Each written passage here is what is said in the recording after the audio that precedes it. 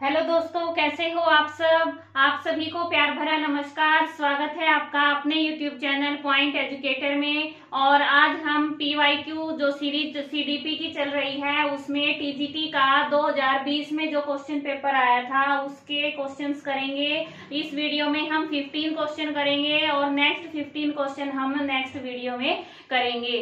तो first question जो आया था वो क्या था हमारा, लुप्त अधिगम।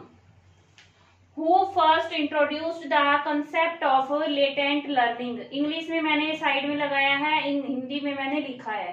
ठीक है, क्या पूछा है, लेटेंट लर्निंग लुप्त अधिगम संप्रत्यय किसने दिया है, किसने परिचित करवाया है। अब इसमें जो है ये करवाया है टोलमैन ने। ठीक है, ऑप्शन 3 हमारा राइट होगा। और कर्ट लेविन ने कौन सी दी है, फील्ड थ्योरी। और E.L. थॉर्नडाइक ने कौन सी दी है, ट्रायल एंड एरर थ्योरी दी है। और पावलोव ने जो क्लासिकल कंडीशनिंग है वो थ्योरी दी है। तो इस तरह से हम सभी ऑप्शंस को लेते हुए चलेंगे। अब बात करें कि लेटेंट लर्निंग होती क्या है। लुप्त अधिगम, लुप्त का मतलब छिपी हुई, लेटेंट यानी छिपी हुई। तो इन्होंने टोलमैन ने बताया कि व्यक्ति के अंदर मैं उसके मेंटली जो स्ट्रक्चर है उसके अंदर कुछ ऐसे लर्निंग भी होती हैं जो कोई सिचुएशन या मोटिवेशन होने पर ही सामने आती हैं।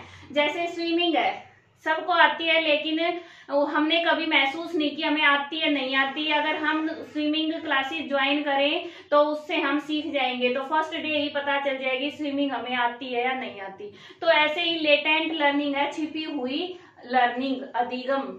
ठीक है, नेक्स्ट देखो, नेक्स्ट क्वेश्चन है, out of the following which is not correct principle of development. विकास का सही सिद्धांत कौन सा नहीं है। अब इसमें क्या है, सबसे पहला है प्रिंसिपल ऑफ कंटिन्यूटी। विकास सारी उम्र चलता रहता है, ये सही है, कंटिन्यू रहता है, ठीक है ये तो। फिर है हमारा व्यक्तिगत विभिन्नता का सिद्धांत, इंडिविजुअल डिफरेंसेस होते हैं विकास में, बिल्कुल सही है। फिर है पैटर्न की एकरूपता का सिद्धांत, कि पैटर्न की एकरूपता मतलब क्या है, यूनिफॉर्मिटी ऑफ पैटर्न। एक पैटर्न से ही चलता है, जैसे पहले अगर सिर का विकास हुआ है गर्भावस्था में, उसके बाद नीचे की बॉडी है वो सभी का सेम तरीके से ही विकास होता है। ठीक है, तो ये पैटर्न रहता है। फिर है विशिष्ट से सामान्य, ये गलत है, ये इसमें सिद्धांत में नहीं है। क्या होता है, सामान्य से विशिष्ट की ओर होता है, सामान्य से विशिष्ट की ओर, simple to general principle to specific. ठीक है, विशिष्ट, ये इसका उल्टा दे रखा है इसलिए ये इसका आंसर हो जाएगा। क्लियर हुआ। नेक्स्ट देखो, नेक्स्ट है, who introduce learning disable word very first for the children suffered from various learning problems. कि जो बच्चे लर्निंग प्रॉब्लम्स अधिगम समस्याओं से ग्रसित होते हैं उनके लिए लर्निंग अधिगम अक्षमता, लर्निंग डिसेबल वर्ड किसने यूज किया था। ये सीधा डायरेक्ट क्वेश्चन है, सैमुअल किर्क ने यूज किया था। ठीक है, अब नेक्स्ट क्वेश्चन देखो। नेक्स्ट क्वेश्चन है, ये मैंने यहाँ लगाया है साइड में, हिंदी में भी और इंग्लिश में भी, क्योंकि स्टेटमेंट काफी लंबी थी। क्या पूछा है, scale 1 in cattle culture free intelligence test was prepared for हुम।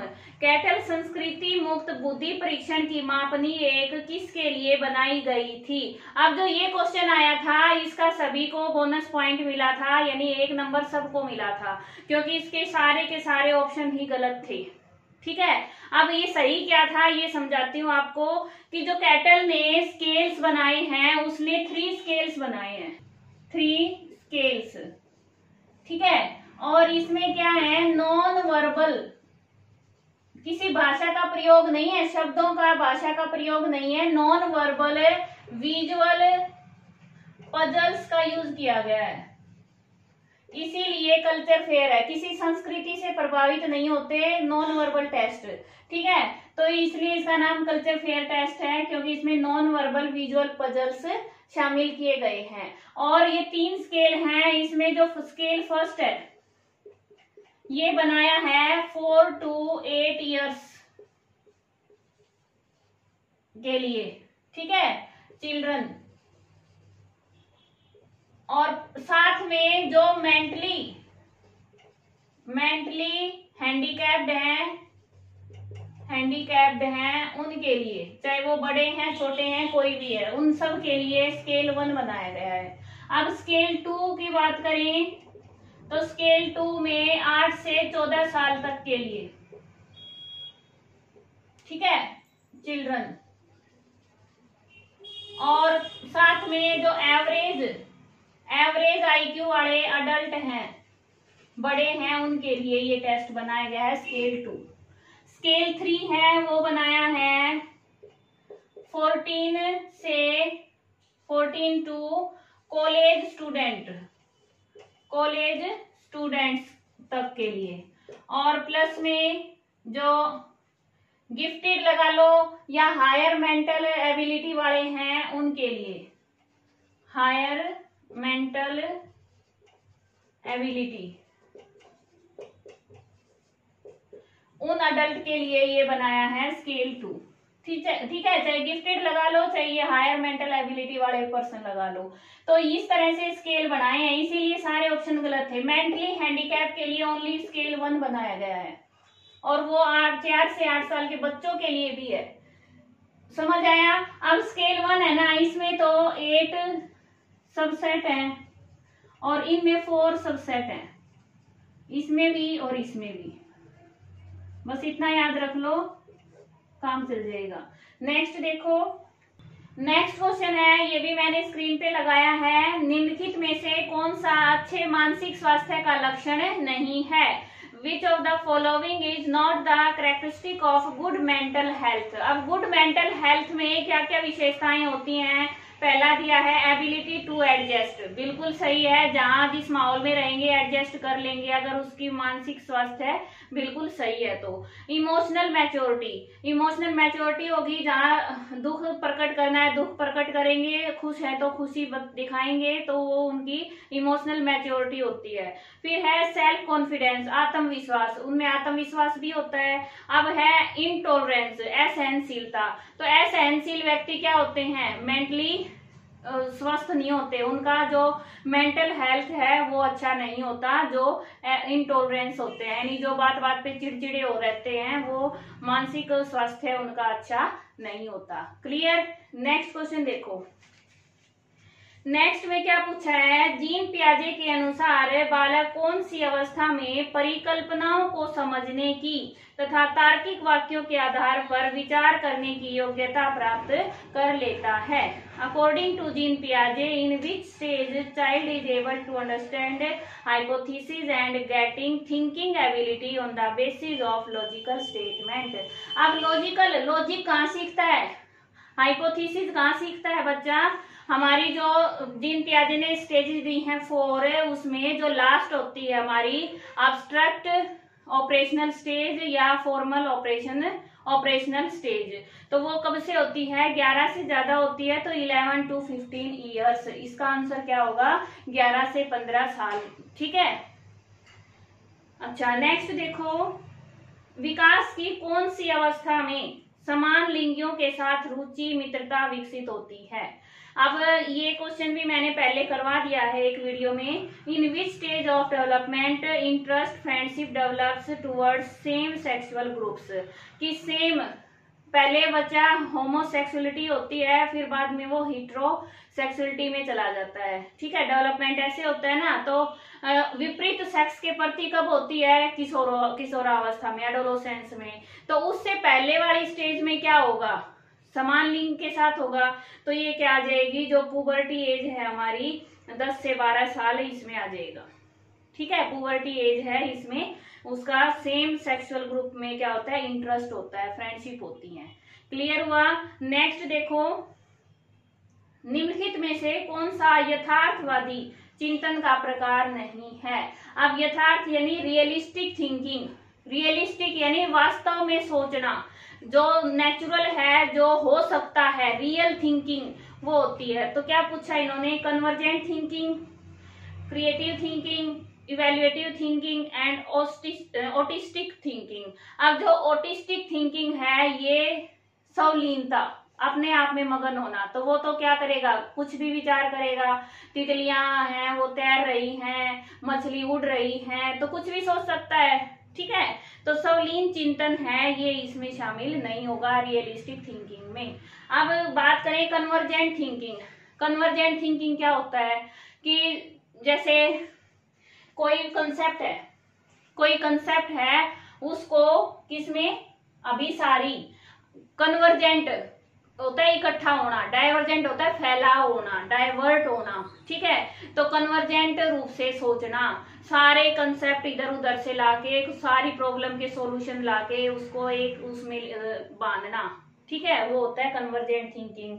क्रिएटिव थिंकिंग पता है कुछ नया क्रिएट करना। और इवेल्युएटिव थिंकिंग क्या हो जाएगी, इवेल्युएटिव थिंकिंग है कि भाई इवेल्युएशन करना, कोई काम कर रहे हैं उसके सही गलत सभी एस्पेक्ट को हम इवेल्युएट करें या काम होने के बाद इवेल्युएट करें, तो वो सभी इवेल्युएटिव थिंकिंग में शामिल होता है। समझ आया? नेक्स्ट देखो, निम्नलिखित में से कौन सा मनोवैज्ञानिक मानवतावादी मनोविज्ञान का समर्थक नहीं है? Out of the following which psychologist was not supporter of humanistic psychology. अब ह्यूमनिस्टिक मानवतावादी में ऑप्शन देखते ही पता हो जाना चाहिए। फ्रॉयड दिया है, फ्रॉयड किसका है? साइको एनालिटिक अप्रोच का है, साइकोलॉजी का है, तो उसमें क्या आ जाएगा हमारा फ्रॉयड आंसर आ जाएगा। और मैस्लो, रोजर्स और आर्थर कॉम्स हैं, ये किसके हैं? ह्यूमनिस्टिक साइकोलॉजिस्ट हैं, ठीक है। नेक्स्ट है, निम्नलिखित में से कौन सा अधिगम अक्षम बालकों का लक्षण नहीं है? विच of the following is not the characteristic of learning disabled children. उनकी कैरेक्टरिस्टिक बतानी है लर्निंग डिसेबल। अब लर्निंग डिसेबल का मतलब क्या है कि सीखने में, लर्निंग करने में कोई ना कोई कमी होना, ठीक है, कहीं ना कहीं कुछ कमी होना, वो होता है लर्निंग डिसेबल्ड। तो उनमें क्या है? Emotional instability, disorder of attention, impulsivity और परसेप्चुअल इफेक्टिवनेस। अब प्रत्यक्षीकरण प्रभाविता, परसेप्चुअल इफेक्टिवनेस क्या होता है कि जैसा उसने परसेप्शन किया है, परसेप्शन होता है सामने जो दिख रहा है, सुन रहा है, वो एग्जैक्ट वैसा ही देखा उसने, क्या वो इफेक्टिव है? नहीं। इफेक्टिव होता तो उसको लर्निंग में दिक्कत ही नहीं आती, जो सामने बोर्ड पे लिख रहे हैं वो सही समझ आता उसको, ठीक है, सुनाई भी सही देता तो वो सही सीखता। अब परसेप्चुअल इफेक्टिवनेस उसमें नहीं होती। और इमोशनल इंस्टेबिलिटी तो होती है उनमें, सामयिक अस्थिरता, उनके इमोशंस कंट्रोल नहीं हो पाते क्योंकि वो खुद से चिढ़ जाते हैं, मुझे आ क्यों नहीं रहा, और बाकी सब बच्चे अच्छे नंबर लेते हैं, उसको नहीं आते अच्छे नंबर, तो क्या होता है उनमें इमोशनल इंस्टेबिलिटी होती है। डिसऑर्डर ऑफ अटेंशन, उनका ध्यान नहीं होता, उनको समझ ही नहीं आ रहा तो ध्यान कैसे होगा। अब मैं आपको करवा रही हूँ, अगर आपको एस्टेट पास नहीं करना हो तो आप क्या मेरी बात सुनेंगे? नहीं सुनेंगे ना, आपको कुछ समझ ही नहीं आएगा। अगर आप अलग फील्ड से हो तो इन अटेंशन होगी, उसको समझ ही नहीं आ रहा तो अटेंशन कैसे देगा वो। इम्पल्सिविटी यानी आवेगिता, उसमें आवेग रहता है ज्यादा, यानी इधर उधर भागना, दौड़ना, शरारतें करना, ये सब रहता है, ठीक है, गुस्सा ज्यादा आता है। नेक्स्ट देखो, जीन पियाजे के अनुसार नैतिक विकास अवस्था प्रायतः अन्योन्यता का आयु समूह क्या है? What is the age group for the moral development stage, heteronomy, reciprocity given by Jean पियाजे। अब इस क्वेश्चन में बहुत ज्यादा डाउट है क्योंकि आंसर की में कुछ दिखा रहे थे ऑप्शन, इसका कुछ और आएगा आंसर, क्योंकि सारी थ्योरी है वो मैं इसको चैनल पर करवा चुकी हूँ। इसका सही आंसर होगा 11 to 13 ईयर्स। हिट्रोनॉमी, रेसिप्रोसिटी होती है वो 11 से 13 ईयर्स में होती है। और जो 5 to 8 ईयर्स है वो होती है हमारी, मैं बता देती हूँ थोड़ा थोड़ा थ्योरी में, जो होती 0 से 5 ईयर, पहले 5 साल होती है वो होती है अनोमी, ठीक है, अनोमी स्टेज बोलते हैं, जिसमें बच्चे को मोरल और उसका नहीं पता, नैतिक अनैतिक का नहीं पता, उसको वो एमोरल बिहेव रहता है, ठीक है। और ये सब वीडियो में मैं पूरा डिटेल में करवा चुकी हूँ, मोरल क्या होता है, एमोरल क्या होता है, ठीक है। और फिर ऑटोनॉमी स्टेज होती है हमारी 5 to 8 होती है ना, 5 to 8 वो होती है हिट्रोनॉमी अथॉरिटी, अथॉरिटी यानी बड़ों का उस पर कंट्रोल रहता है, टीचर्स का कंट्रोल रहता है 5 to 8 ईयर्स में। और 8 से क्या दिया था इन्होंने,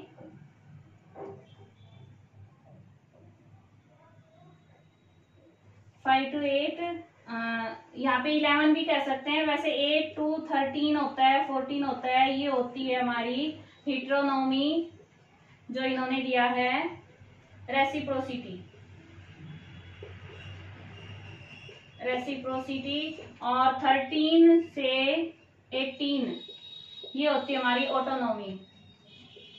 ऑटोनोमी स्टेज होती है। ठीक है, इस तरह से ये 4 स्टेजेस पियाजे ने बताई हैं। क्लियर हुआ? तो ऑप्शन हमारा ये आएगा, 18 to 13 दे नहीं रखा तो 11 to 13 दे रखा है, तो ये ऑप्शन राइट होगा इसमें। नेक्स्ट देखो, नेक्स्ट है हमारा, निम्नलिखित में से कौन सा उपागम अधिगम अयोग्य बालकों के व्यवहार का विश्लेषण कर उनकी अधिकतम न्यूनता के मूल कारणों के जानने के प्रयास पर आधारित है। अब कभी भी जब एनालाइज करते हैं बिहेवियर को, तो जब उसके रूट कॉज में जाते हैं तो वो हमेशा साइको एनालिटिक अप्रोच होती है। ठीक है, मनोविश्लेषणात्मक उपागम, तो इसका ये ऑप्शन राइट रहेगा। नेक्स्ट है हमारा, निम्नलिखित में से कौन सा मनोवैज्ञानिक आत्मा के विज्ञान के रूप में मनोविज्ञान विचारधारा का समर्थक नहीं है। अब ये पूछा है इन्होंने कि which of the following psychologist is not supporter of views about psychology as a science of soul. सबसे पहले आत्मा का विज्ञान माना था, ठीक है, सोल का साइंस माना था। तो वो जो शुरुआत वाले हैं, प्लेटो है, अरस्तु है और डेकार्टे हैं, ये सभी क्या हैं, इन्होंने साइंस ऑफ सोल माना है साइकोलॉजी को, और वुंट ने ऐसा नहीं माना है। ठीक है, तो राइट ऑप्शन क्या होगा, वुंट। अच्छा भाई, अगला है, निम्नलिखित में से कौन सा मनोविज्ञान का संप्रदाय ब्लैक बॉक्स थ्योरी के नाम से जाना जाता है। ब्लैक बॉक्स थ्योरी है उस बिहेवियरिज्म, ठीक है,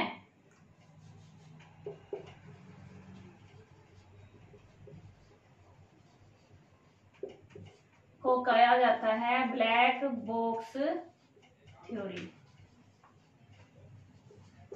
क्योंकि काफी सारे प्रयोग किए गए थे। स्किनर ने बॉक्स का प्रयोग किया था, ठीक है, कोलर ने भी बॉक्स में यानी वो उसमें क्या था, वो रूम में बंद करके किया था। तो इस तरह से काफी सारी थ्योरीज डेवलप हुई थी लर्निंग की। और what is the other name of classical conditioning, classical अनुबंधन का अन्य नाम क्या है।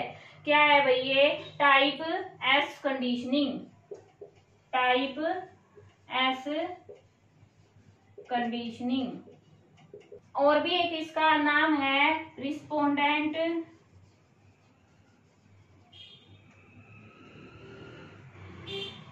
कंडीशनिंग थ्योरी, ठीक है।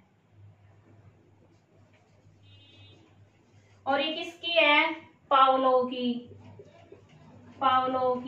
और पावलोव ने किस पे प्रयोग किया था, कुत्ते पर किया था। पावलोव को 1904 में नोबेल प्राइज मिला था इस थ्योरी के कारण। याद रखोगे ये सब बातें, इसमें याद रखना। और उन्होंने कंडीशनिंग पे बात की है, classical conditioning, type S conditioning, respondent conditioning theory इसके नाम हैं। ठीक है, आज की 15 क्वेश्चन कंप्लीट हुए और नेक्स्ट 15 हम नेक्स्ट वीडियो में करेंगे। Thanks for watching. कोई भी डाउट है तो आप पूछ सकते हो और आपके कमेंट का जरूर जवाब मिलेगा। आपका दिन शुभ हो, धन्यवाद।